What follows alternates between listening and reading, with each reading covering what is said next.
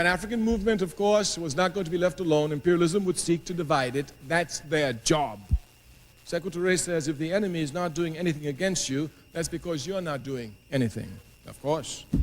Matter of fact, when they're not doing anything against me, I get scared. What am I doing wrong? So their job was to divide, and if you will look, they divided the Pan-African movement in what was called the Casablanca bloc and the Monrovia bloc, the revolutionaries and the reactionaries, to put it in one simple word. Of course, the Casablanca group included the fighting forces in Algeria, the FLN, which the other African states refused to recognize.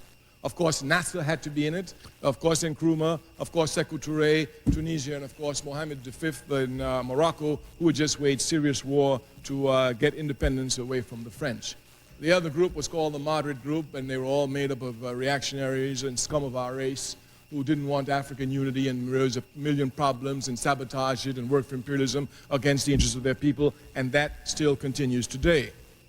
I always say one of the weaknesses of the African Revolution is that we are the only people who allow our enemies to strut with impunity amongst us.